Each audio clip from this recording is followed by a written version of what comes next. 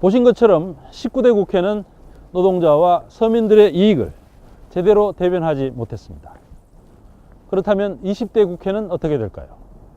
뉴스타파가 지난 1월 19일까지 등록한 예비 후보자 1022명을 전수조사했더니 19대 국회와 마찬가지로 기업인의 비율이 압도적이었고 사회적 약자를 대변할 수 있는 후보는 극소수였습니다. 이런 정치인들이 과연 농민 그리고 노동자들을 대변할 수 있을까요? 김경래 기자가 충북과 울산의 선거운동 현장을 취재했습니다.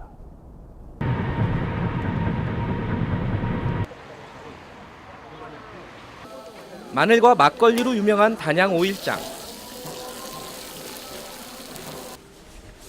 출사표를 던진 총선 예비 후보들이 5일장에 총출동했습니다. 유권자의 손을 꼭 잡아주며 한 표를 부탁합니다. 안녕하세요. 제가 복 많이 받으세요. 김기용입니다. 15년 동안 국회의원을 한 송광호 씨가 뇌물죄로 구속되면서 무주공산이 된 단양 제천에는 벌써 12명이 총선 예비 후보로 등록했습니다. 면면이 화려합니다. 포스코 그룹이나 이제 한화 그룹, 동양 그룹과 같은 쪽에서 주로 기획 분야에서 계속 일을 했습니다. 기업인,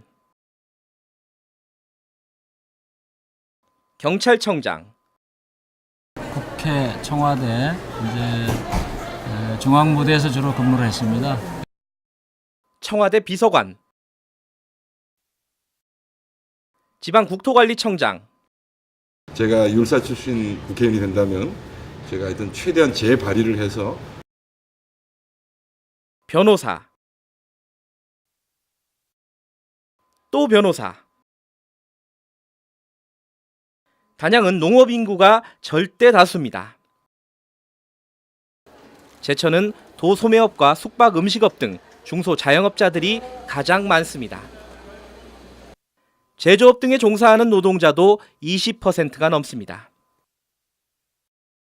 하지만 예비 후보 가운데 농민 출신은 한 명도 없고 그나마 노동자 경력이 있는 후보도 한 명에 불과합니다. 그러면서 모두 자신이 농민과 서민을 대변하고 있다고 말합니다. 저희 또 고향 주변 지역인 농촌 지역이 많습니다. 그래서 국회의원이 되면 농촌 문제, 농업 문제 해결하는데 앞장서서 친구, 선후배 다 이제 농사 짓는 분들도 있고 농민단체 협의회를 이끌고 있는 분도 저하고 친구고 또 축산업 하시는 분들도 있습니다. 하지만 이 후보들의 경력을 보면 진짜 누구를 대변하는지 의심스러운 경우가 많습니다. 지역에 대해서 봉사를 하려면 왜 그동안에 좀 더 현실적으로 봉사할 수 있는 기회가 있었을 텐데 미뤄왔을까라는 부분. 그러니까 뭘 했는지 그동안에 뭘 하고 있는지를 알 수가 없는 분들이에요. 잘난 사람들의 이른바 그들만의 리그가 된 선거판. 유권자들은 큰 기대가 없습니다. 오늘 명함 혹시 몇 개나 받으셨어요? 한 대여섯 개 받은 것 같은데. 저 이쪽으로. 맞네요. 아이고 둘, 넷, 여덟 개네. 아, 누군지 다 기억하세요? 뭐 기억에 교육반으로 그냥 너 주머니에 넣었지. 집에 가서 봐요. 관심 없어요. 네. 농산물이 너무 값이 없으니까 그 값 좀 좋아지고 아니 서민들 농사 짓는 사람들 살기도 좋으면 좋은데 그게 안 되대.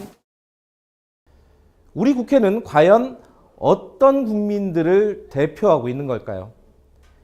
뉴스타파가 1월 19일까지 등록한 총선 예비후보 1022명의 출신과 경력을 전수 분석해봤습니다. 정치인 스스로 밝힌 그럴듯한 경력이 아니라 정치인이 되는데 발판이 된 실제 경력을 일일이 찾아냈습니다. 전체 1022명 가운데 전문 정치인을 제외하면 기업인 출신의 비율이 180명, 18%로 가장 높았습니다. 반면 노동자나 직장인 출신으로 분류되는 후보는 37명, 4%가 채 되지 않습니다.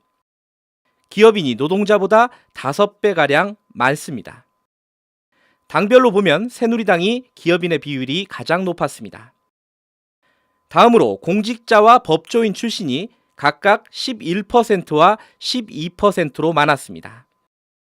기업인과 공직자, 법조인, 학자, 의료인, 언론인 등을 더하면 전체 예비 후보의 55%가 됩니다. 우리 사회에서 상대적으로 기득권을 누리고 있다고 할 수 있는 직종들이 예비 후보의 절대 다수라는 말입니다. 그리고 실제 투표 결과를 보면 이런 불균형 문제는 심화되는 경향이 있습니다. 국회의원 하고 있는 사람들 대부분 보면 50대 남성의 사회적으로 성공한 사람들이거든요. 이런 사람들은 사회적 약자, 그다음에 소외계층, 그다음에 저소득계층 이런 분들하고는 굉장히 어떤 소통이나 공감 능력이 저는 떨어진다고 봐요. 예, 그런 부분이 사실은 그래서 정책에서도 제대로 반영되기가 굉장히 어렵고 기득권 세력이 아닌 사실은 거의 대부분의 시민들의 어떤 뭐 이해랄까요? 뭐 비전이랄까? 이런 것들은 사실은 굉장히 인적 구조상으로 반영되기가 상당히 어렵다. 체감기온 영하 20도를 넘나드는 매서운 한파. 울산과학대 청소 노동자들은 만 2년 가까이 파업과 천막 농성을 계속하고 있습니다. 노동자들의 요구는 시급을 최저임금보다 420원 올려달라는 것이었습니다.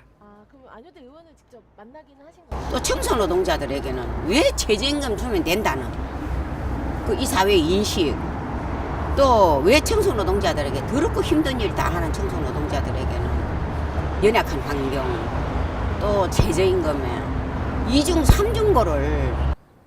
울산과학대는 현대중공업이 운영하는 학교입니다. 지역구 국회의원은 정몽준 현대중공업 회장의 비서 출신 안효대 의원입니다. 우리가 한번 만났어요. 만나서 우리가 이제 이야기를 했죠. 우리 상황이 지금 이렇고 이렇다 이래 했더니 그럼 총장 만나가 해결책을 한번 해결하도록 한번 해보구만. 이렇게 하고는 그 뒤로는 뭐 말도 없어요. 뭐 어떻게 됐단 말도 없고. 그러면서 이제 요 학교에 무슨 행사가 있으면 늘 옵니다. 그러면서도 한번 들여다보지도 않고. 안효대 의원의 입장을 듣기 위해 여러 차례 전화를 하고 사무실을 찾아갔지만 만날 수 없었습니다. 안효대 의원은 19대 총선에 출마할 때 현대중공업 비정규직 문제를 해결하겠다는 공약을 내세웠습니다. 저번 총선에 나왔을 때 3,000명, 5,000명 하청 노동자들을 정규직화 하겠다. 나는 현대중공업과 그럴 만한 능력도 되고 관계가 된다라고 이야기를 했죠. 못하잖아요. 정몽준의 허락 없이는 아무것도 못하는 거죠. 조선업계의 불황으로 하청업체의 폐업과 실업, 임금체불이 지역의 심각한 문제로 대두된 지 오래입니다. 하지만 정치는 무관심하거나 무력합니다. 국회의원이 현대중공업 사측에 의해만 대변한다는 불만도 나옵니다. 내가 잘 되는 것이 나라가 잘 되는 것이고 나라가 잘 되는 것이 내가 잘 되는 것이다. 그렇게 적혀 있습니다. 근데 지금은 아니지 않습니까? 지금 우리 노동자들 잘 되고 있습니까? 맨날 잘려가지고 폐업당해가 체불임금 못 받아 여기저기 일자리 기웃거려야 되고 이런 현실이 내가 잘 되는 것입니까 이게? 아니지 않습니까? 울산은 이른바 노동자의 도시입니다.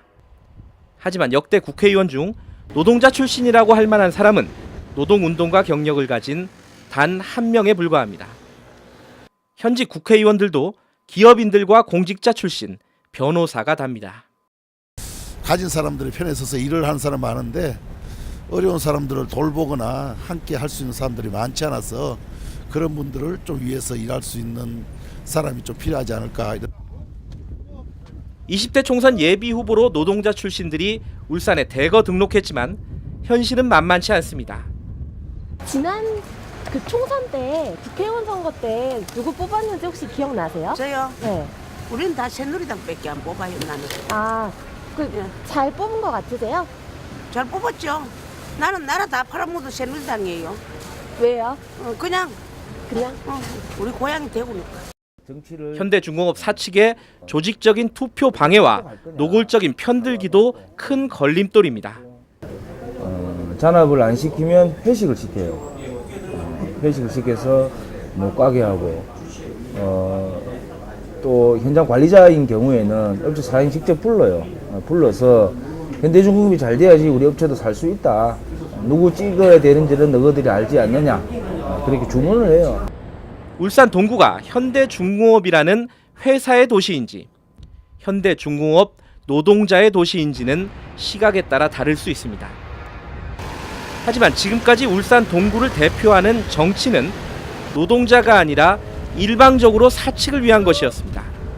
28년째 국회의원이 현대 재벌이 정봉준이 직접 하든지 아니면 대리인이 했던 과정이었습니다. 압력을 행사하죠. 회사가 어려우면 같이 어려워진다. 정치는 이해관계를 조정하는 역할을 해야 합니다. 하지만 소수의 특권 계층을 대변하는 사람들이 국회를 사실상 장악하고 있습니다. 국민들은 대부분 생쥐인데 정치인들은 고양이인 생쥐나라와 다르지 않습니다. 정당들이 뚜렷한 어떤 계급성 사회적 균열을 대변하지도 않으면서 지역구제, 소선구제라고 하는 이제 선거제도를 갖고 있기 때문에 결과적으로는 그 지역적인 대표성 이외에 다른 다양한 사회적 어떤 대표성이라고 하는 것이 상당히 약하다고 볼 수 있죠. 특히 권력을 가진 자들을 주로 대변하는 정치는 사회적 불평등과 불균형을 더욱 심화시킬 수밖에 없습니다.